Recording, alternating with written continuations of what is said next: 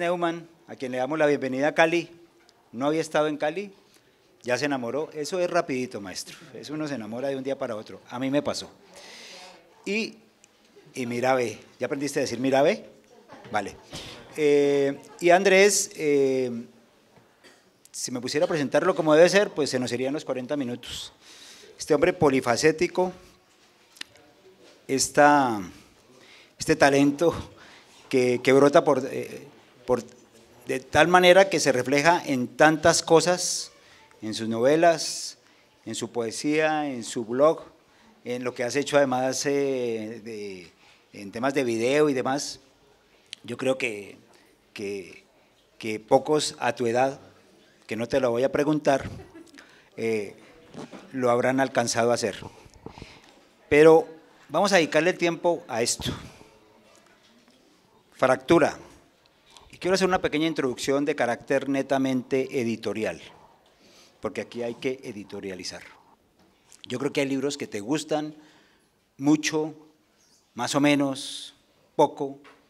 Hay libros que te llegan muy hondo, hay libros que te tocan muchas fibras. A mí este libro, para ponerlo en un solo término, no termina de asombrarme, me asombra. Me asombra porque es un gigantesco rompecabezas, un gigantesco puzzle al que tienes la capacidad de ponerlo, desarmarlo y volverlo a armar página tras página, y las cosas van y vienen, pero son tan fluidas que ruegas, como nos pasa también en muchos libros, que esto no se acabe. Y yo no creo que se acabe, porque creo que este señor debe tener una vida más larga gracias a ti, el señor Watanabe. Ha llegado, Andrés, a tocar a una cultura, a una sociedad como es la de Japón, pero trasladada a otros lugares sin marcharse del Japón. Y entro por ahí, estoy hablando de un bombardero B-29, ¿era? Un bombardero B-29, Enola Gay, la bomba atómica de Hiroshima.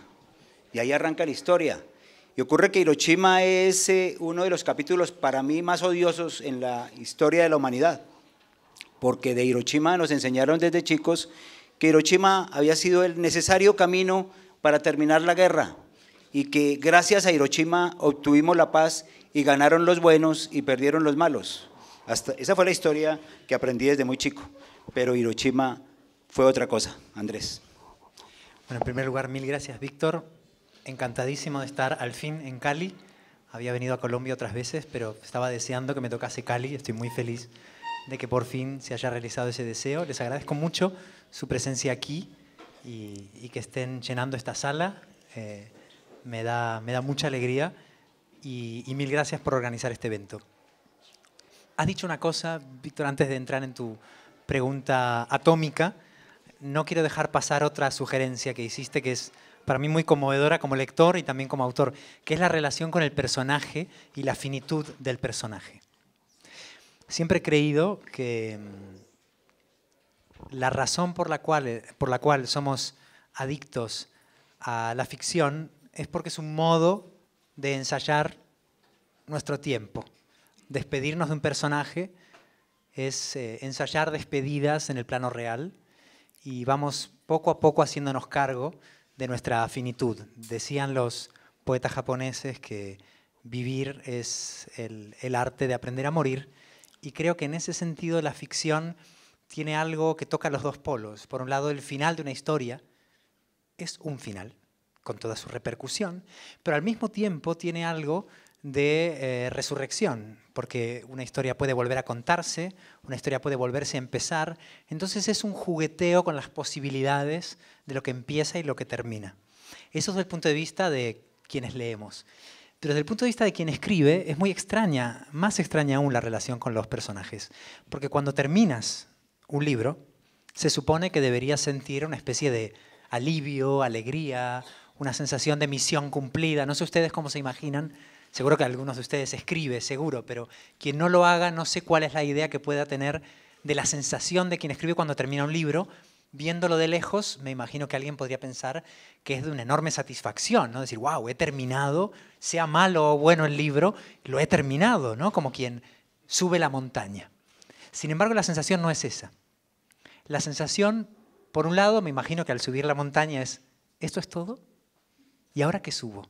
Eso es una cosa. Pero luego también es la sensación de decir, no quiero que acabe, porque cuando acabe voy a dejar de convivir con estos personajes. Entonces hay dos fuerzas que se oponen, una la del deseo de avanzar y la otra la del deseo de detener la velocidad al fin y poder relacionarme un poco más con esos personajes. De manera que cuando terminé de escribir la novela, y esto pasa sobre todo con las novelas de cierta extensión, que tardas años en escribir, para mí fue un proceso de duelo el pensar que a partir del día que puse el punto final no iba a estar más con Carmen, con Violet, con Mariela, con Lorri, con Pinedo y con el señor Watanabe, que son los 6 personajes que pueblan y caminan esta novela, me produjo la incredulidad de quien pierde una familia, ¿no? Y el único consuelo de perder esa compañía es que esos personajes ahora conozcan a gente mejor, es decir, a ustedes. Pero entonces siento una especie de tristeza y emoción cuando tú dices, bueno, ¿qué habrá sido el señor Watanabe? Digo, eso me pregunto yo hace años, ¿dónde estará? Bueno, hoy menos mal que está en Cali. Y en segundo lugar, el tema de Hiroshima y Nagasaki. Vi que alguien por ahí enseguida dijo 6 de agosto del 45, tal cual, ¿no? Hiroshima y 3 días después, el 9 de agosto, Nagasaki. Como muy bien has resumido, durante muchos años la pedagogía de la guerra fue que era, como decían los gringos, the necessary evil, es decir, un mal necesario. Fue una pena tirar las bombas, pero no hubo más remedio para terminar la guerra. E incluso te daba un argumento estadísticamente fantasmagórico, que era todas las vidas que se hubieran perdido de no tirarlas. Hay una especie de contabilidad horrenda que hacía el ejército americano, que era decir, sí, matamos a mucha gente al mismo tiempo. Pero ¿y las vidas que no se perdieron gracias a eso? Entonces se comparaban, digamos, seres humanos con conjeturas, ¿no? Bien, pues durante muchos años y hasta el día de hoy en Estados Unidos la pedagogía era esa. Fue sangriento, pero fue lo mejor para acabar la guerra. Claro, a estas alturas que han pasado nada menos que 70 años, más de 70 años, ya vamos casi por 75, sabemos que la guerra ya estaba ganada, sabemos que el Tercer Reich y que Alemania se habían rendido meses antes y que no había ninguna posibilidad de que la guerra no la ganaban los aliados, y de hecho mientras se preparaba el lanzamiento de las bombas se estaba negociando la rendición de Japón. O sea que la única duda era cuándo y cómo se rendía Japón, era la única incertidumbre. ¿Por qué se tiraron las bombas? Por varias razones. Primero, y esta es la razón más estratégica, se tiraron porque era una manera no de ganar la guerra, sino de ganar la posguerra. Quien tirase primero las bombas le advertía al mundo de quién era el líder a la hora de reorganizar la política internacional. Entonces fue una advertencia más para, digamos, para la Unión Soviética o para los socios aliados que un instrumento para derrotar al ya diezmadísimo ejército japonés, que era incansable, pero que tenía limitaciones infraestructurales ya muy serias a esas alturas. Tokio estaba completamente devastada, apenas quedaban comunicaciones, casi no tenían munición, de manera que era cuestión de días o de semanas. Y la segunda razón era que se había invertido tantísimo dinero en el llamado Proyecto Manhattan, que tuvo una razón de ser. Claro, se sabía que los nazis estaban buscando la bomba atómica y es evidente que los aliados tenían que ser capaces de producirla antes. Pero como muy bien dijeron Einstein y los científicos que contribuyeron paradójicamente a inventar la bomba atómica, una cosa era tener la bomba atómica y otra era tirarla. Se trataba de tenerla antes que los nazis, no de tirarla, y mucho menos aún cuando Alemania ya se había rendido. Así que había, digamos, una inversión tan grande en el Proyecto Manhattan que alguien quería resultados. Y qué mejor que practicar sobre ciudades que estuvieran en pie. Una cosa es una práctica en un desierto, submarina, donde no se ve el daño que se produce, pero no sé si saben que la gente de Nagasaki y Hiroshima, pero sobre todo de Hiroshima, estaban sorprendidísimos y encantados de que no los hubieran bombardeado, y lo que no sabían, por desgracia, es que los estaban reservando para comprobar el daño que hacían. En una ciudad bombardeada, tirar una bomba no tiene resultados visibles. Y la tercera cosa, que también es muy atroz, tiene que ver con la reconstrucción económica en la posguerra. Es decir, la posguerra se construyó sobre la energía atómica. Entonces, esa experimentación bélica también tenía después una aplicación económica. Y ahí entramos en la gran paradoja del Japón, que es que su desarrollo económico se basó me refiero a la posguerra, se basó en la energía que los destruyó. No hay ningún país más atomizado que Japón, tiene decenas de centrales atómicas. Toda la energía que produce el Japón, que es una muy pequeña isla, casi toda procede de plantas nucleares, y es una verdadera paradoja pensar que el supuesto bienestar y el desarrollo económico de un país se basa en la misma energía que acabó con ese país. Y eso creo que nos dice mucho de la naturaleza humana. Porque a mí lo que me fascina en el capítulo, digamos, destructivo y reconstructivo de Japón, es que en Japón se dan dos capacidades que tenemos todos los seres humanos, pero con Japón se dan, digamos, con lupa, de manera aumentada. Es, por un lado, la tentación autodestructiva y, por otro lado, la resiliencia. Y Japón es una de las culturas más autodestructivas, que están dispuestos a luchar hasta perder a la última vida, y por otro lado, son los más rápidos reconstruyéndose, los más resistentes a la hora de volver a la vida, y creo que de algún modo esa forma de hacerse daño y sin embargo sobrevivir es algo que le habla a todos los países y a todas las culturas, y me parecía que Japón podía ser una pequeña metáfora de los otros países que aparecen también en la novela. Dos cosas. Una es que ahí nace la historia con el señor Watanabe, disculpa la pronunciación, pero... y luego se viaja desde ahí, desde Hiroshima hasta Fukushima, en esa línea, pues, donde el elemento común es lo nuclear. Valga decir eso, pero antes de seguir con ese tema, a mí es que lo que me sorprende es que los japoneses como tal, y particularmente los ciudadanos de Hiroshima y de Nagasaki, como que a pesar de ser víctimas, tienen que vivir a partir de ahí en un silencio absoluto, tragarse todo lo que sienten y lo que vivieron y las secuelas inmensas, porque esto dejó unos efectos terribles. Tienen que tragarse porque hay que hacerlos sentir culpables, ¿no? Bueno, muchas de las además, víctimas son más, tienen que pasar mayor vergüenza que los victimarios. Y porque esas víctimas, como tú bien dijiste, eran del bando perdedor. Sí. No es lo mismo las víctimas del bando ganador que las víctimas del bando perdedor, que a esas no las quiere escuchar nadie, ¿no? Y para Japón era un recordatorio de que habían perdido la guerra.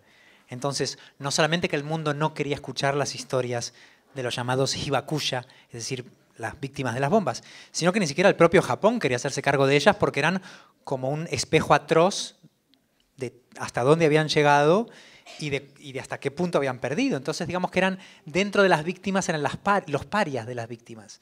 No hubo una política de Estado hacia eso hasta bien entrado los años 60-70. Para entonces la mayoría de víctimas atómicas habían muerto.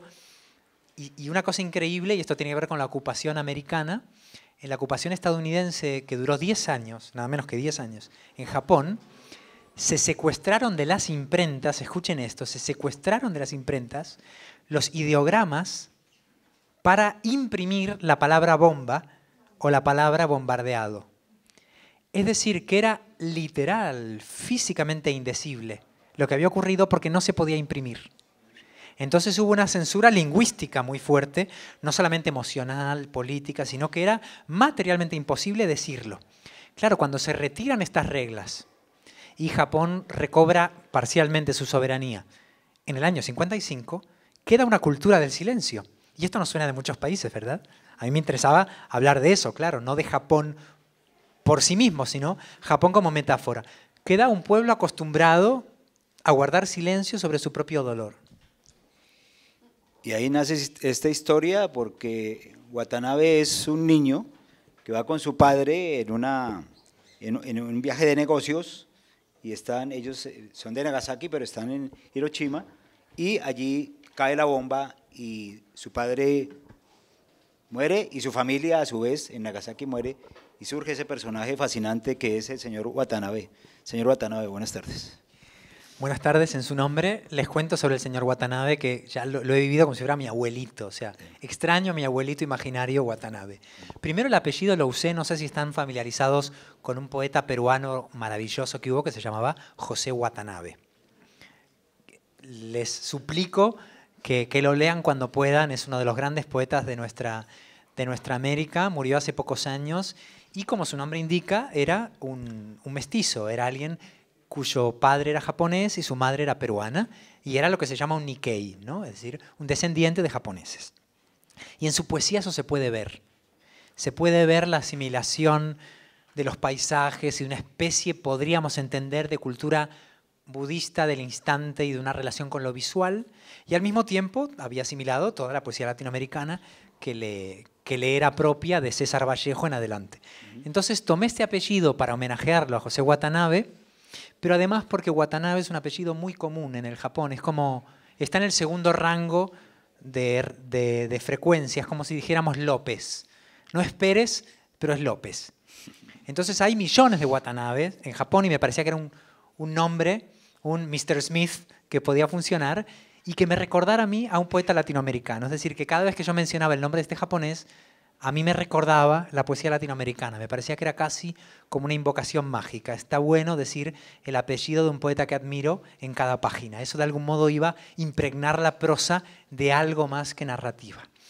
Pero además tomé al señor Watanabe como vago ejemplo, tomé un caso que yo creo que es extraordinario, que les voy a contar, que es un caso real. Creo que fue uno de los seres humanos más sensacionales e inverosímiles que han pisado el planeta. Y cuando les cuente la historia van a ver que no es una exageración. Se trata de un tal Tsutomu Yamaguchi. Dicho así, no sabemos quién es, pero les voy a decir que Yamaguchi fue el único japonés y por lo tanto ser humano reconocido oficialmente por las autoridades japonesas como víctima de las dos bombas. El único. Hubo unas pocas decenas de personas que tuvieron el increíble azar de estar el 6 de agosto en Hiroshima, sobrevivir a la bomba, que ya tiene mérito, llegar a tomar uno de los pocos trenes que salieron de Hiroshima a Nagasaki. Esto es muy japonés, 48 horas después volvieron a funcionar los trenes. ¿Se imaginan? Obviamente la bomba no cayó en plena estación, ¿no? Pero el servicio ferroviario se reanudó 48 horas después de una bomba atómica. Eso solo puede pasar en Japón. Bueno, pues Yamaguchi fue uno de los pocos cientos de personas que consiguieron tomar esos trenes a tiempo, no se lo pierdan, para quedar a salvo en Nagasaki el 8 de agosto. Y decir, por fin en casa. Bien, pues al día siguiente ocurrió lo que ya saben, y Yamaguchi, no contento con haber sobrevivido a una bomba atómica y conseguir tomar un tren, sobrevive a una segunda bomba atómica. ¿Cuántas posibilidades hay? Primero de que te toquen dos bombas atómicas, pero además de sobrevivir, ¿no? Bueno, después de sobrevivir a dos bombas atómicas, muere toda su familia, menos él. Él sobrevive, forma otra familia, y en lugar de contraer algún tipo de tumor por la radiación, de morir joven como tanta gente que sobrevivió a la bomba, pero solo en un primer momento. En realidad la bomba los mató lentamente, a la mayoría les ocurrió eso. Pues no, el señor Yamaguchi vivió casi 100 años. ¿No les parece lo más cerca que existe de la inmortalidad? Sí. ¿Qué es ser inmortal para un ser humano? Sobrevivir a dos bombas atómicas y vivir 100 años. Más no se puede. Sí. Gente, más no se puede. Sí. Entonces Yamaguchi hizo esto, vivió así, se convirtió en un símbolo de la paz, fue un militante, un activista contra la guerra en general y las bombas atómicas en particular, etcétera, etcétera, lo cual dentro de Japón es una función muy importante porque, les insisto, su país basa su economía en la energía atómica. Y entonces, increíblemente, Yamaguchi murió unos pocos meses antes del accidente de Fukushima. O sea que la naturaleza fue lo suficientemente sabia para no hacerle asistir a otra bomba nuclear, una nube nuclear, digamos, un accidente o una catástrofe nuclear en el mismo país, ¿no? Entonces él astutamente murió sin ver la repetición de la historia y creyendo que en Japón nunca habría una nube, un hongo nuclear otra vez. Bien, pues mi interés era, ¿qué hubiera sentido el señor Yamaguchi de haberlo visto? Entonces mi personaje, el señor Watanabe, que es un personaje imaginario, pero basado en muchos casos reales, sí sobrevive para verlo. Y no solo eso, sino que le inventé una vida en Argentina, en España, en Francia y en Estados Unidos, porque él trabaja por una multinacional tecnológica japonesa, inventada también, que se llama me, Me. que en japonés significa ojo, pero que los gringos le decían mi, ¿no? Entonces él trabaja para me y es derivado a distintas sucursales de distintas ciudades y por eso él recorre el mundo. Pero la idea surgió por lo siguiente, por dos cosas. La idea, digo, de que el señor Watanabe tuviese una vida más allá de Japón. La primera, porque supongo que recordarán el día 11 de marzo de 2011 cuando ocurrió el accidente de Fukushima, ¿no? Fue noticia mundial durante muchos días y vimos esos videos tomados lejanos del hongo. Yo estaba viendo eso, aterrado, fascinado y como incrédulo, y estaba en Francia, estaba viviendo en Francia en ese momento por razones de trabajo, y Francia es la mayor potencia nuclear de Europa y la segunda del mundo. Quienes más experimentos nucleares han hecho, quien tiene un ejército nuclear mayor después de Estados Unidos, es Francia. Además de quesos y vinos, tienen armas nucleares. Pero nunca lo dicen. Entonces yo estaba ahí y era un 11 de marzo. El 11 de marzo es la fecha del aniversario de los atentados de Atocha de Madrid. Es una fecha, igual que el 11 de septiembre en Estados Unidos, es una fecha sensible para un ciudadano español, ¿no? El 11M. Claro, el 11M, como le dicen. Y como yo me he criado en España, era muy consciente de que había sucedido esta desgracia justo un 11M. Y de pronto tomo distancia de esa escena y pienso, momento, soy un argentino con memoria española viendo desde Francia un accidente japonés. Entonces pensé, ¿dónde estoy? ¿Dónde estoy viendo esto? Y en ese momento visualicé como una especie de personaje que atravesase todos esos lugares desde los cuales estaba asistiendo a esto.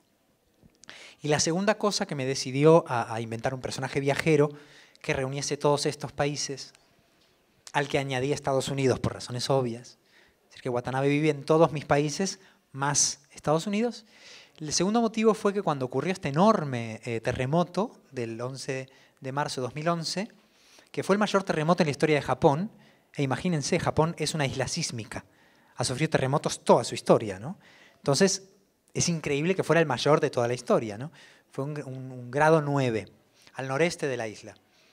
Repercutió sobre todo en las prefecturas, es decir, las provincias de Fukushima, de Miyagi y de Iwate, si no recuerdo mal, todas al noreste del país. Bien, pues cuando ocurrió este terremoto, el eje del planeta se movió 10 centímetros. Y a mí leer eso me produjo un estremecimiento, ¿no? Porque digo, en realidad no sabemos cómo nos afecta lo que le sucede a los otros. Creemos que estamos a salvo, creemos que estamos lejos, creemos que lo que sucede al vecino no te sucede a ti, hasta que ocurre lo de aquel poema atribuido a Brecht, que en realidad no es de Brecht, es de un pastor llamado el pastor Niemöller, pero siempre se lo cita como de Brecht, que dice, vinieron a buscar al comunista y yo no dije nada porque no era comunista. Vinieron a buscar al judío y yo miré para otro lado porque no era judío. Y cuando vinieron a buscarme a mí no había nadie para defenderme. Entonces me acordé de eso, ¿no? Dice, bueno, esto fue en Japón, ¿no? ¿A mí qué me importa? El eje del planeta se movió 10 centímetros. Es decir, que el mundo se estremeció, literal, físicamente, ante este evento. Y yo pensé, es verdad, es una imagen de nuevo muy japonesa, ¿no? De los haikus, cuando tiras una piedra en el estanque y empieza a haber ondas y las ondas crecen hasta llegar a la orilla. Entonces me imagino una historia en la cual hubiera caído una piedra en el agua, esta piedra era una bomba, y cuando nos volvemos a mirar, nos volteamos a mirar, lo único que vemos son las ondas expansivas que van creciendo hasta llegar a nuestros propios pies. Y fíjate que hay una imagen similar, que fue la que nos quedó, esa imagen del hongo después de la bomba que cae sobre Hiroshima, que está captada desde el avión, ¿sí? Cuando seguramente, como bien lo cuentas, el capitán Lewis, que es el copiloto, le dice, Dios mío, ¿qué hemos hecho? Y su jefe, el coronel Tibbets, le dice lo que debíamos. Y luego, de Fukushima, ¿qué queda? Otro hongo. O sea, pero para nosotros es tan distante, pero los efectos, bien lo dices, en esa onda expansiva, tarde o temprano nos llegan. Un paréntesis para decir que vivo en España, no exactamente en España, tú vives en Granada y eres granaíno, en parte. Total, tienes que ser Granada. Ahora entiendo por qué en parte escribiste esto, porque en Granada pasan cosas increíblemente fabulosas. Es la tierra de Lorca, así que algo tenía que pasar. Algo tenía que pasar, y de mucho más de Lorca. Bueno, pero al lado del señor Watanabe, que recorre más de medio siglo, ¿no? Surgen unos personajes no menos fascinantes, que son esas mujeres que encuentra en cada uno de esos puntos, en Nueva York, en Buenos Aires, en París y en Madrid, por supuesto. Y recuerdo una frase tuya que dice que una pareja consiste en una negociación de deseos. Qué buen resumen, ¿no? A ver, ¿la vuelvo a decir? Claro que sí. Una pareja consiste en una negociación de deseos. Levante la mano quien no esté de acuerdo, no quien esté de acuerdo, sino quien no esté de acuerdo. Eso no dije yo, lo dijo Carmen, es un Lo dijo personaje. Carmen. O sea, yo no tengo la culpa, es lo No, que dice ella. ya te dije que me enamoré de Carmen. No soy responsable. Tiene 4 mujeres, pero la última es la de los años ya maduros de la senectud realmente, y es una mujer que dice las cosas con una franqueza impresionante, pero que además se siente tan orgullosa de llevar esos años tan bien como los lleva, más allá de que como a ella la vean, pero no les adelanto, encuéntrenlo en el libro. Y esas mujeres realmente son parte fundamental de esta historia. ¿De dónde salen esas mujeres? Ya te voy a preguntar de dónde sale el señor Watanabe, pero ¿de dónde salen estas mujeres tan extraordinarias y que realmente hacen esa negociación con él, con su famoso y queridísimo Yoshi, como le decían? Sí, que es como llamarse Yoshi, es como llamarse José, digamos, Sí, en sí. japonés. Su pareja argentina dice que está como muy psicoanalizada y abusa del psicoanálisis como es obligatorio en Argentina. Así, mis padres estaban psicoanalizados, los dos 15 años, en fin, es como una especie de marca, ¿no? Cultural. Abusar del psicoanálisis decía, claro, ¿cómo no va a ser narcisista Yoshi si su nombre ya incluye el ego en su nombre, es Yoshi, ¿no? Pero también tiene una mujer interior, es yo y she, ¿no? Y entonces él, que está muy poco psicoanalizado, le dice, ¿cómo voy a ser narcisista si me paso el día trabajando? Y él le dice, ¿pero tú sabes lo que es el narcisismo? Dice, consiste precisamente en eso, ¿no? Y entonces, bueno, tienen como discusiones graciosas, ¿no? Te voy a hacer un interrogatorio para que no prescindamos de ninguna porque sería un pecado. Violet, la parisina. Pues fíjate, mira, primero un par de ideas generales. Me atraía mucho, primero, que hubiese un contrapunto emocional y amoroso a la historia, porque no es una novela solo sobre historia o sobre política, sino que a mí sobre todo me interesaba trasladarlo al plano de las emociones y de los afectos. Es decir, cuando tú tienes un evento traumático, no solo cómo lo digieres, sino cómo lo comunicas a tus seres queridos. Esto era un poco lo que a mí me interesaba. Pues un evento traumático de índole familiar, política, cada uno tiene su cicatriz, ¿no? Y a mí me interesaba, bueno, ¿qué hace? ¿Se cuenta o no se cuenta? ¿Se cuenta al principio o se cuenta al final? Entonces el señor Watanabe enfrenta esta especie de duda de cómo reconstruir su vida y construir un amor con su marca, que es la de haber sobrevivido a la bomba atómica. Entonces su primera pareja decide no contárselo para no ser, digamos, contemplado como una víctima todo el tiempo. Dice, bueno, yo voy a hacer borrón y cuenta nueva, como se suele decir, y voy a, digamos, refundar mi identidad. No tengo por qué ser una víctima para ti. Además, él prefiere el término superviviente a víctima, ¿no? Y ahora podemos hablar un poco de eso, ¿no? Digamos que el superviviente está más empoderado que la víctima, ¿no? Pero bueno, a lo que voy, él decide no contárselo porque no quiere ser visto con piedad, ¿no? O compasión.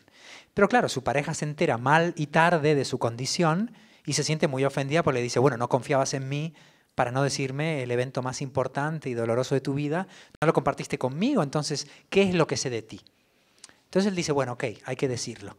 Entonces en su siguiente pareja lo dice inmediatamente. Y la siguiente pareja dice, ay, bueno, no sé si tenemos confianza para que me digas esto. Que es la neoyorquina. Claro, entonces él dice, ok, demasiado pronto tampoco. Bien.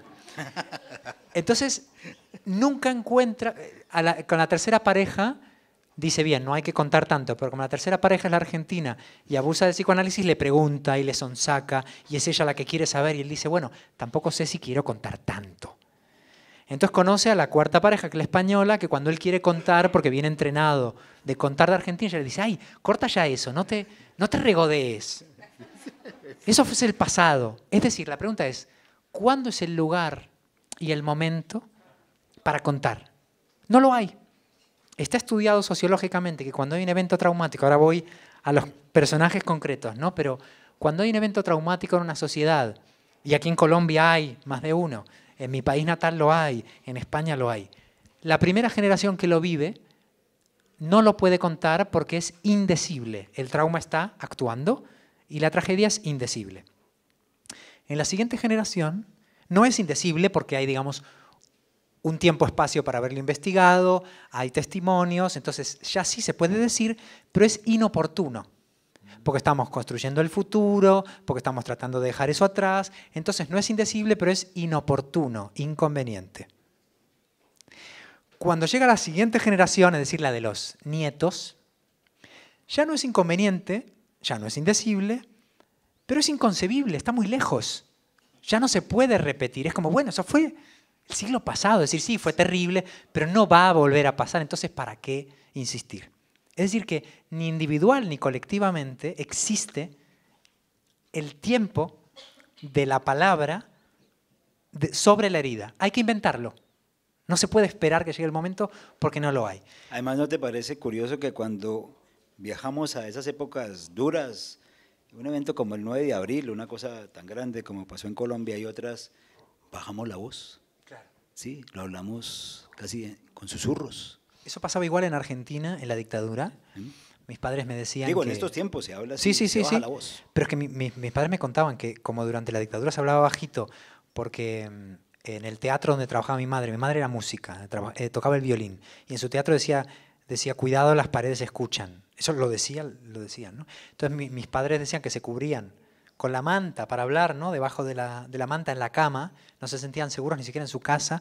Luego cuando regresó la democracia, efectivamente, como tú dices, cuando se hablaban de ciertas cosas empezaban a bajar la voz así, y tardaron muchos años en dejar de tener ese reflejo. O sea que creo que todos los países, por desgracia, tienen algún tipo de experiencia con esto. Bueno, entonces estas 4 mujeres son, la primera, Violet, que es una historiadora francesa, que él conoce en sus tiempos universitarios y que coincide, digamos, con la experiencia del primer amor. Tú bien dijiste que ocupa más de medio siglo la historia. Es la primera vez que cuento la historia de una vida entera. Siempre me había centrado en momentos. Por ejemplo, si alguien ha leído El viajero del siglo, no sé si alguien lo ha leído, dura 1 año esa novela y es como una narración muy intensa de solo 1 año, 4 estaciones, ¿no? Entonces, esta vez que tenía la oportunidad de contar una vida entera, digo, voy a hacer algo que me da muchísimas ganas, que es contar la evolución del amor a lo largo del tiempo, las maneras que tenemos de formar parejas o de romperlas conforme cambiamos de edad. Entonces, la primera, Violet, representa, digamos, como la primera experiencia amorosa, la iniciación sexual, cuando creemos que hemos encontrado el amor verdadero, porque tampoco tenemos como compararlo con ninguna otra cosa, ¿no? Es decir, el primer amor platónico, idealizado, etcétera, etcétera, ¿no? La segunda relación se produce con una periodista neoyorquina que se llama Lori y transcurre en los años 70, en un tiempo muy convulso en Estados Unidos, el Watergate, Vietnam, etcétera. Y es en la temporalidad del amor cuando has tenido ya por lo menos una pareja anteriormente. Es decir, hay un cierto escepticismo de punto de partida. Sabes que el amor empieza y termina, casi siempre. Y al mismo tiempo hay un cierto proyecto de convivencia, de cómo formalizar un poco más en términos prácticos, ¿no? Digamos, la primera, no solo el primer amor, sino la primera pareja, en tanto convivencia, etcétera, etcétera.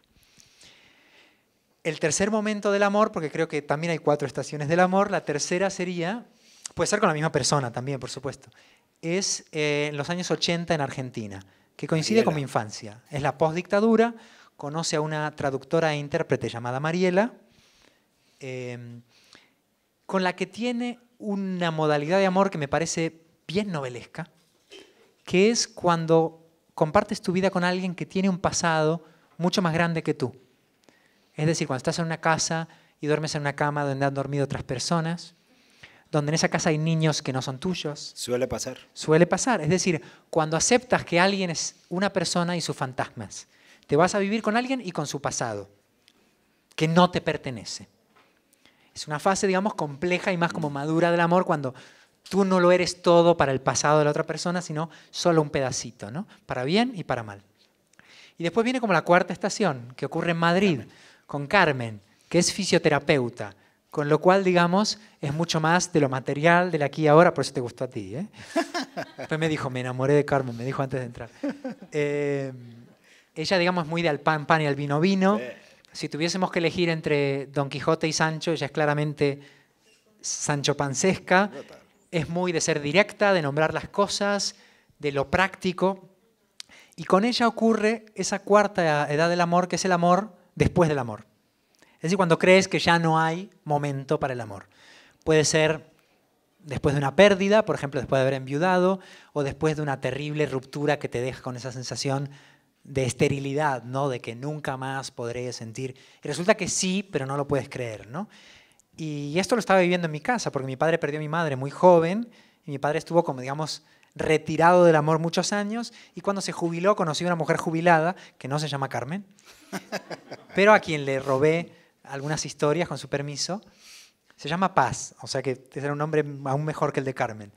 Así que mi padre encontró a Paz a la edad de la jubilación, y los dos han sido inmensamente felices después de haber los dos enviudado, cada uno por separado, y después de haber, digamos, decretado el final del amor, ¿no? Entonces, esta es la cuarta edad del amor, ¿no? El amor después del amor.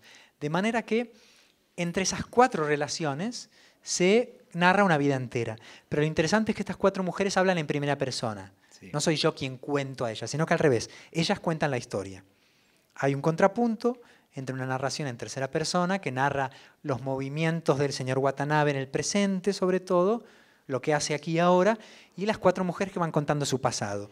Así que las cuatro mujeres son las verdaderas narradoras del libro. ¿Por qué no recuerdas un poco claro. sobre ellas mismas?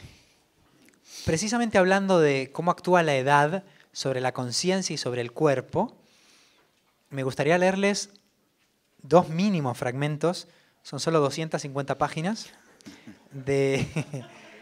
No, realmente no, es una sola página. Voy a leerle 2 párrafos y medio sobre esta cuestión. Aquí está, bien.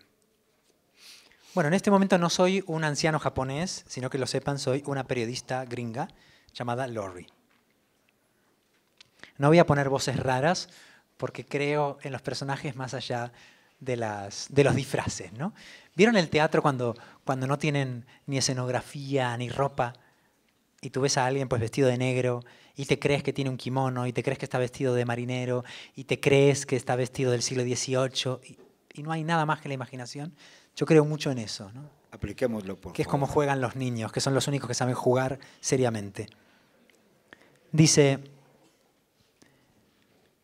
nos hemos vuelto un poco más comprensivos o mucho más hipócritas con el tema de la edad.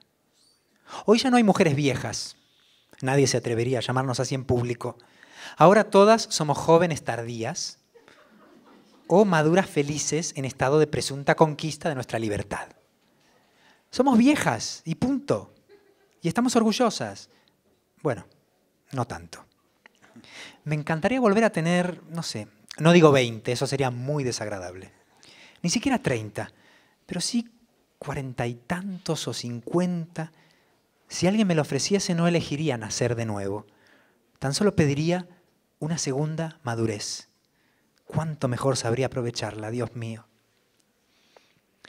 Del extenso y patético repertorio de comentarios que los hombres suelen permitirse hacer sobre el físico de las mujeres, uno de los que más odio es el de que una está muy bien para su edad.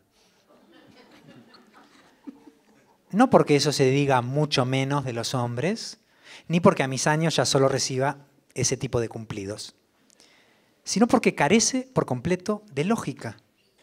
¿Acaso las mujeres de mi generación somos las únicas que tenemos una edad? ¿No tienen también las chicas jóvenes una edad muy específica que determina nuestra opinión sobre su aspecto? ¿Ellas no están mejor o peor para su edad? ¿O son un maldito absoluto hasta que de repente envejecen como nosotras? Y después dice lo siguiente.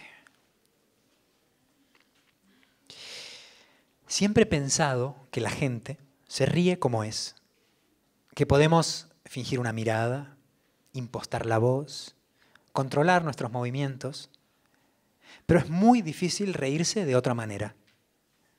Conozco risas igual de nerviosas que sus dueños.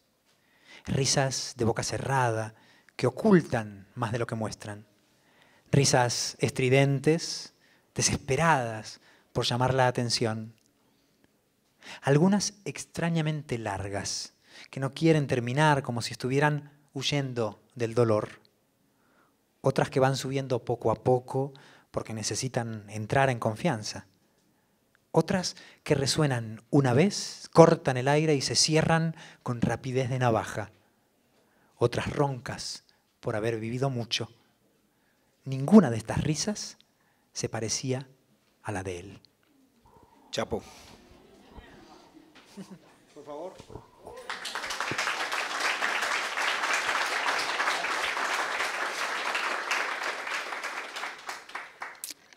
¿Nos queda tiempo para hablar del señor Watanabe? ¿Una hora más? Me mira usted como diciendo, ya tiene que comenzar a terminar.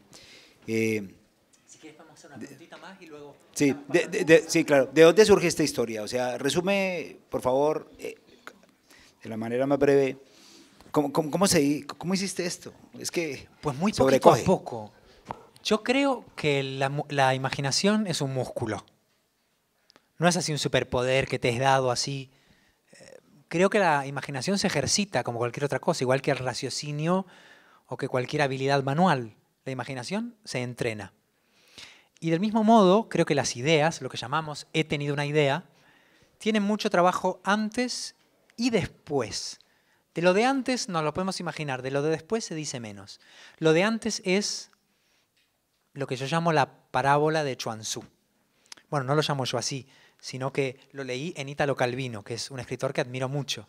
Y luego se la escuché mencionar una vez esta historia a una escritora que me encanta, que es Alice Munro. La parábola de Chuang Tzu es como un cuento chino, literalmente. Es un cuento chino en que, se los hago muy breve, el emperador de la dinastía Tang o Ming, le encarga al mejor pintor del imperio que él le dibuje una mariposa. Y entonces Chuang Tzu, que no es tonto, dice sí, pero necesito 5 años, un palacio y 5 sirvientes. Porque dibujar una mariposa es muy difícil. El emperador, como tiene gran capricho de su mariposa, dice, de acuerdo, pero si en 5 años no me traes la mariposa, te corto la cabeza. Chuang Tzu acepta, no sé tampoco si a estas alturas podía negarse, no sé si se puede negociar con el emperador. Entonces, bueno, pasan los 5 años, van a buscar a la mariposa y él dice, estoy trabajando en eso, pero necesito 5 años más. El emperador dice, ok, pero al cabo de 5 años te voy a cortar la cabeza de verdad. Y no te la corto ahora porque quiero mi mariposa. Pasan 10 años, van a buscar, es convocado a palacio, ya está organizada la decapitación. Y entonces el emperador, con esa voz así colérica que solo tienen los emperadores y que por eso no puedo reproducir, le dice, ¿dónde está mi mariposa? Y entonces Chuang Tzu dice, ¡ah, la mariposa! Y saca un pincel de su bolsillo, no sé si los chinos tenían bolsillos en la dinastía Ming, saca un pincel de su bolsillo faltriquera y en un momento, en un golpe de muñeca, dibuja la mariposa más hermosa de la historia del imperio. La pregunta que hacía Italo Calvino en su libro, que son 6 lecciones para el próximo milenio, es ¿cuánto tarda? ¿10 segundos o 10 años? ¿Se preparó 10 años para ese momento? ¿O esos 10 años son una especie de espera indefinida, ¿no?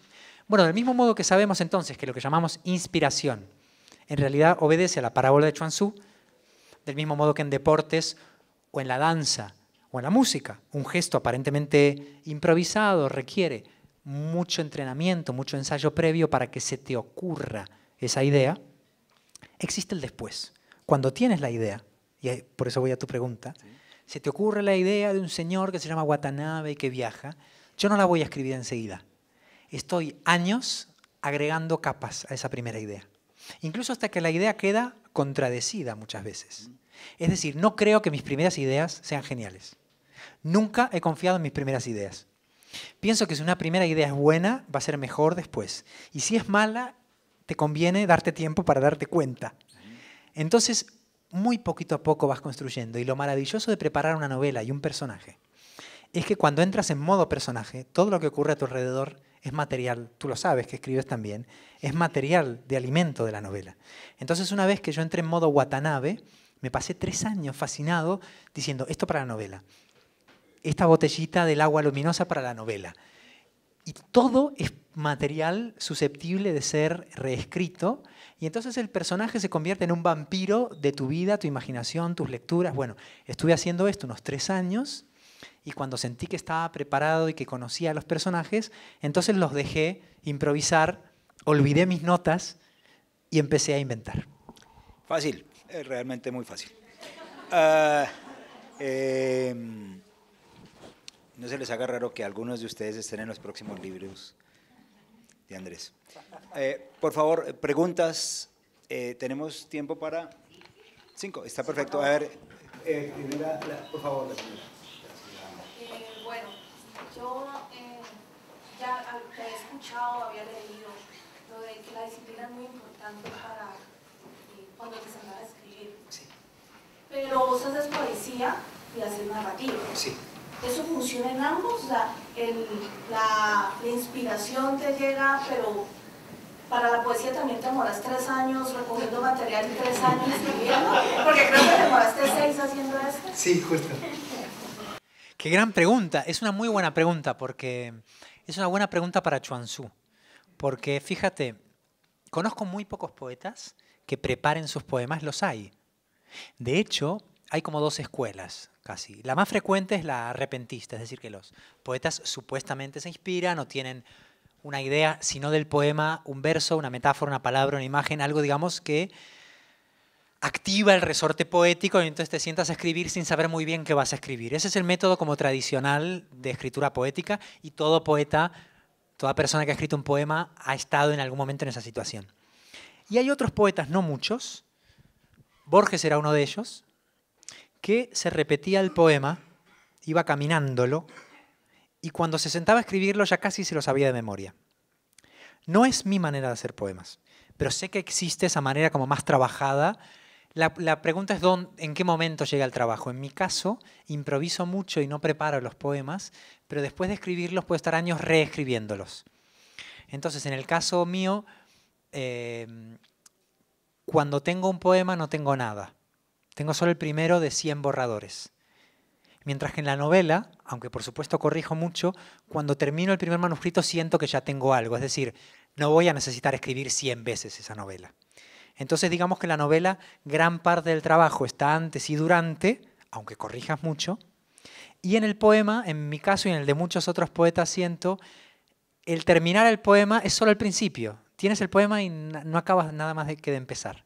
Y a lo mejor la última versión del poema apenas comparte un verso con la primera. Es como que fuese... ¿Vieron en el National Geographic en un video así? Muestran cómo una oruga se convierte en mariposa, ya que hablamos de mariposa. Cuando termina el proceso, cualquier parecido con el estado inicial es inverosímil, ¿no? Y algo de eso tiene la escritura poética. Sí lleva mucho trabajo, pero es posterior a la escritura. Pero sí creo mucho en la reescritura. Es muy importante no creer que lo que has hecho es bueno. Nunca es bueno. Por favor. Hola. Quería agradecerte por el libro, realmente lo disfruté demasiado. Gracias. Es mucha nostalgia los últimos pasos al final del libro. No me quería despedir de Watanabe.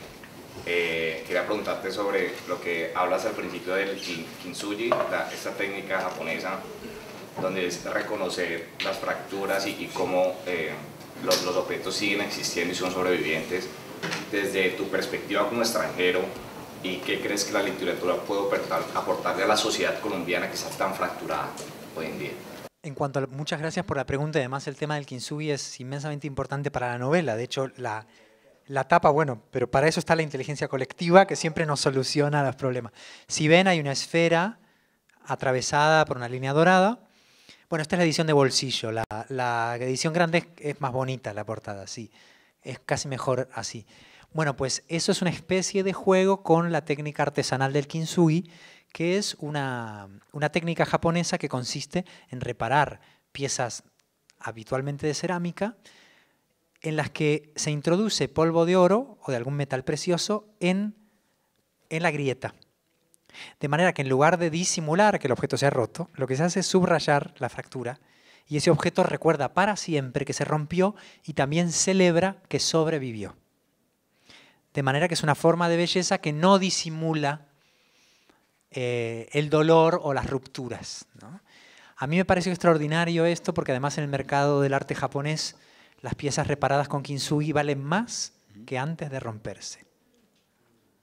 Y esto me pareció filosóficamente extraordinario y me pregunté si esto no se podía aplicar a las personas, a las parejas y a las sociedades. ¿Acaso no valen más y valoran todo más quienes han sobrevivido a algo?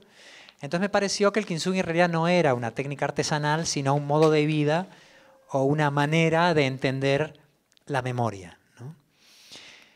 Creo que sí, que ese polvo de oro muchas veces es la memoria colectiva o el arte, si quieres, alguna forma de arte, que de algún modo hace algo bello, pero no negacionista con lo que sucedió. Vieron que en muchos de nuestros países nos dan a elegir entre mirar atrás o seguir hacia adelante. Estamos instalados con una dicotomía donde te venden un marco en el cual parece que tienes que elegir entre construir el futuro o mirar hacia atrás. Bien, pues el kintsugi anula la dicotomía, porque un objeto reparado con el kintsugi nunca olvida su pasado, siempre está recordándolo y sin embargo vuelve al futuro, porque ese vaso vuelve a recibir líquido, ese plato vuelve a recibir arroz, esa taza vuelve a alojar té, es decir, que no es una reliquia, es un objeto con presente y futuro, pero que no niega su pasado. Entonces me parecía una metáfora muy poderosa de muchas cosas y me interesaba aplicarlo narrativamente. Entonces en la novela hay gente con cicatrices, hay objetos que se han caído y se han roto, hay sociedades rotas que están tratando de repararse e incluso el suelo se rompe. Por eso empieza con un terremoto la novela, ¿no? La idea de que incluso el suelo puede tener unas grietas que necesitan ser reparadas, ¿no? Entonces, bueno, en cuanto a lo de dar consejos a países a los que no pertenezco, nunca me atrevería, me parecería como una falta de respeto, ¿no? Hemos visto mucho, por desgracia, desde Latinoamérica, demasiadas veces vienen como países del supuesto desarrollo a explicar cómo tenemos que resolver nuestros problemas, después de muchas veces ellos hayan contribuido a ellos, ¿no? Entonces, nunca me atrevería jamás a decir esto es lo que tienen que hacer. Pero más que nada lo que me siento es como muy aludido por lo que ha estado pasando aquí, y por cómo la herida parece estar reabriéndose, etcétera, etcétera. Entonces, es decir, estoy muy atento al caso del proceso de paz, etcétera, etcétera, del país, porque me parece que es como uno de los casos más complejos y duraderos de lo que ha pasado en toda Latinoamérica. Me parece como una especie de laboratorio, para bien y para mal. Colombia está haciendo un laboratorio de qué hace Latinoamérica con sus heridas, ¿no? Entonces, más que dar soluciones, lo que estoy es muy, muy atento y muy pendiente de lo que sucede aquí.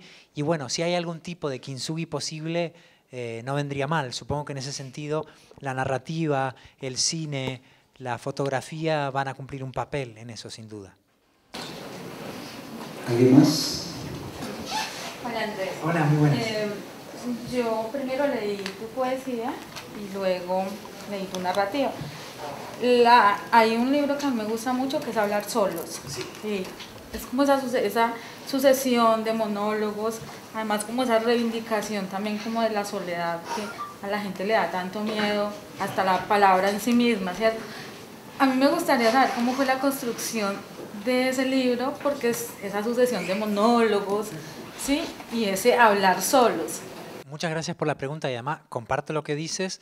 Y además tiene mucho que ver hablar solos con Fractura en términos técnicos, no argumentales, porque la mitad de Fractura está hecho de monólogos en primera persona de personajes femeninos y hablar solos está hecho de monólogos en primera persona y el más importante y central de ellos es el monólogo de Elena, que ocupa como la mitad de la novela y es el monólogo, digamos, más potente. Así que la voz femenina de Elena me sirvió para sentirme más seguro, porque yo pensaba que no iba a ser capaz, cuando escribí ese personaje, de escribir en primera persona femenina. Digo, esto, digamos, el patriarcado lo va a impedir, ¿no? O sea, no me va a salir, ¿no? Entonces, bueno, al ejercitarme en eso y ver que me sentí súper identificado con Elena y que la voz que siento que salió mejor fue la de ella, digo, bueno, ahora voy a poner no una, sino 4 voces de esas. Así que hablar solo fue, en términos de monólogo, un poco una preparación para la mitad de Fractura, la mitad que corresponde a sus voces femeninas. Y en cuanto a la soledad, sí, claro, es que había un poeta español llamado Carlos Marsal que decía que el arte es estar con la gente sin la gente. Esa modalidad, Juan Ramón Jiménez lo llamó soledad sonora.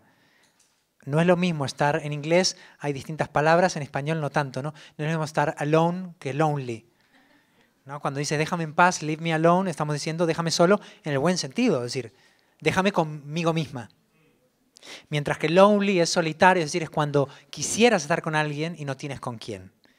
Bien, pues obviamente todo lo creativo trabaja con la parte positiva y luminosa de la soledad, que es la soledad sonora. Cuando solamente en un cierto espacio de libertad, es lo que Virginia Woolf llamó la habitación propia, es eso. Esa habitación propia donde estás sola porque quieres, porque puedes, porque te lo has ganado, ¿no? Entonces, ese tipo de soledad es la condición de posibilidad de lo creativo, ¿no? Y a mí me parece que desde ese punto de partida se logran escrituras como muy íntimas si estás trabajando en una primera persona, ¿no? Y en términos, claro, de esa novela, la dificultad quizá de cocina fue que eran 3 voces en el fondo imposibles para mí. Una era de un niño. Es un niño que habla que tiene 10 años. Ya no soy un niño. Otra era de un hombre que está muriendo. Todavía no soy un hombre que está muriendo, lo seré. Y la tercera voz era de una mujer, cosa que nunca seré. Bueno, ahora legal y científicamente empieza a poder ser posible, pero digamos que no he llegado a tiempo técnicamente de todo eso. Quizás las nuevas generaciones es un poco tarde como para plantearme eso. Entonces digamos que había algo que yo no era ni podía ser, algo que había dejado de ser y algo que todavía no era. Entonces trabajar tan íntimamente con situaciones que en realidad no eran la mía, para abordar algo que en realidad sí me aludía mucho, que es el proceso de cuidado de un ser querido, que es lo que cuenta la novela, ¿no? La historia no de la persona enferma, sino de la persona que cuida y que nunca siente derecho a contar su historia porque se supone que el protagonismo lo tiene la persona que está enferma, ¿no? Y esto produce una enorme autorrepresión que es muy dolorosa porque impide el duelo. Si la persona que cuida no tiene derecho a sufrir, a quejarse, a contar su historia, entonces no puede hacer el duelo, no puede hacer el kintsugi. De manera que, claro, me interesaba mucho por razones personales, porque yo había vivido esa experiencia, inventar un personaje que dijera todo eso que las personas que cuidan no se atreven a decir. Y Elena, que es bien punk en eso, es como una cuidadora punk. Elena es una cuidadora maravillosa, pero dice barbaridades. Y siente barbaridades. Y eso fue muy liberador para mí. ¿Tenemos tiempo para otra pregunta, por favor? Sí, atrás. ahí al fondo, porque el sur también existe. ¿Cómo aproximar a los procesos de la literatura de la guerra? ¿Cómo causar que interés en el sistema amarillista, que sea de pronto un proceso, partiendo de los niños, que no tienen como una conciencia tan amplia de repercusiones, digamos, políticas o prácticas, pero sí, digamos, de interés por el respeto a la vida? Si te he escuchado bien, disculpa. He escuchado casi todo, pero no sé si parte de la pregunta era cómo trasladar esa experiencia a la infancia. Cómo contarle a niños y niñas. Ah, claro, perfecto. Perfecto. Dijiste una cosa muy importante, gracias por la pregunta, que es no ser amarillista, ¿no? Es decir, no ser sensacionalista, y tampoco maniqueo, ¿no? Claro. Bueno, 2 cosas respecto de eso. En cuanto a... Hay una pregunta dentro de tu pregunta, que es también cómo escribir eso. Antes de trasladarlo es cómo se escribe y luego de escribir cómo se presenta a un público más joven, ¿no? En cuanto a la primera parte, yo eso me preguntaba también, digo, ¿cómo escribo lo de la bomba, ¿no? La experiencia de un niño que sobrevive a una bomba, cuando yo no he estado en esa bomba, cuando yo no he vivido eso, ¿tengo derecho a contarlo o no? Entonces me acordé del caso de José Martí, que se menciona en la novela, que es que en las universidades de periodismo de toda Latinoamérica se estudia la primera gran crónica de un desastre natural que fue el terremoto de Charleston, que José Martí publicó en el diario argentino La Nación. No hay mejor testimonio de ese terremoto. Es un terremoto tan fuerte que dicen como que casi arranca la costa de Florida, etcétera, etcétera, la península. Bueno, pues se estudia como ejemplo de cómo transmitir el dolor, el caos, los efectos materiales de un terremoto. Y hay solo un pequeño detalle, y es que José Martí nunca estuvo ahí. José Martí escribió esa crónica a 1000 kilómetros, cómodamente alojado en un hotel de Nueva York. y se estudia como el primer gran testimonio de la crónica latinoamericana. Entonces la pregunta es, ¿el mejor testimonio es de quien estuvo ahí? O quizás quien estuvo ahí no es capaz de decirlo porque es demasiado, porque no hay lenguaje para eso. Entonces primero me consolé pensando que algunos de los testimonios que más me gustaban y más me habían llegado de los eventos no eran de personas que habían estado ahí. Y en segundo lugar, leí muchos testimonios de personas que habían estado ahí. Y leí mucha literatura de supervivientes, escuché muchas entrevistas, hice muchas preguntas y me planteé una cosa que a mí me gustó mucho que has dicho, lo del sensacionalismo. Esto no lo suelo contar, pero se lo voy a contar a ustedes, porque es como un truquito estilístico y estos trucos no se deben contar. Pero te lo tengo que contar porque tiene mucho que ver con tu pregunta. No va a salir de aquí. No va a salir de aquí porque además van a apagar las cámaras y todo y nadie lo va a tuitear ni nada. En las 15 páginas de esta novela, que dura el episodio atómico, porque en realidad la novela no es sobre la bomba atómica, es sobre el después, pero hay 15 páginas que me pareció que tenía que narrarlo, porque era como cobarde por mi parte no afrontar esa narración. Durante 15 páginas se narra la bomba de Hiroshima, y tomé una decisión estilística para no caer en el sensacionalismo que tú decías. Y es que renuncié a los adjetivos. O sea, si van a esas páginas, que están más o menos entre las 100 y poco, cuando empieza la bomba, no hay ningún adjetivo durante 15 páginas. Todo es sustantivo. Es decir, no hay embellecimiento y hay una especie como de respeto estético. Entonces, para contar una historia de estas, a veces necesitas tomar una decisión no solamente política o ética, sino también estética, que es parte del mismo problema. ¿Qué vas a ponerte? ¿Melodramático? ¿Vas a utilizar adjetivos grandilocuentes desde tu casa?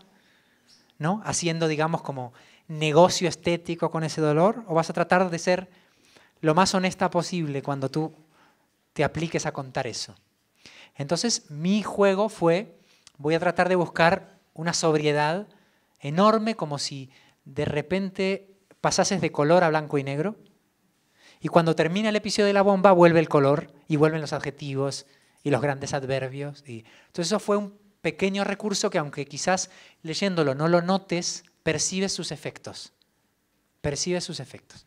Y ahora, ¿cómo transmitir eso después a la gente joven? Yo buscaría textos conflictivos. No me refiero violentos necesariamente. Me refiero que no cuenten la historia de manera simplista. Es decir, no creo que la gente joven o los niños sean moralmente más simples. Los volvemos así, ¿no? Les decimos dónde está el bien, dónde está el mal, ¿no? Quién es el héroe, quién es el villano. Vamos a ver una película y del minuto 1 saben quién merece ganar y quién merece perder y así, ¿no? Entonces vamos como haciendo una pedagogía del maniqueísmo. Y entonces yo buscaría historias que con un lenguaje accesible, por supuesto, ¿no?, tratasen de hacer preguntas, ¿no? Hay literatura infantil así, y yo aprecio mucho eso, cuando de pronto leo un cuento para gente muy pequeña, que no se lo da todo masticado, sino que crea como debate, discusión, ¿no? Porque ese es el momento de formar ciudadanos complejos, ¿no? Es demasiado tarde la mayoría de edad para empezar a hacer matices. Ya es tarde, ya eres una adulta perfectamente bidimensional. Entonces creo mucho en no tener miedo de plantear conflictos a la gente joven en un lenguaje accesible, pero no moralmente más simple. Entonces eso sería. ¿Alguien más? ¿Ya? Gracias. Déjenme...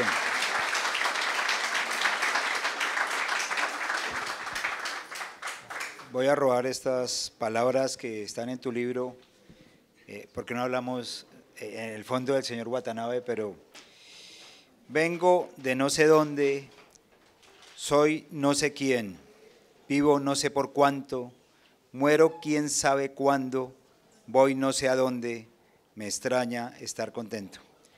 Andrés Neumann, muchas gracias por lo que nos has dado, enormes gracias por Fractura y por lo que viene. Gracias. Mil gracias, les agradezco muchísimo.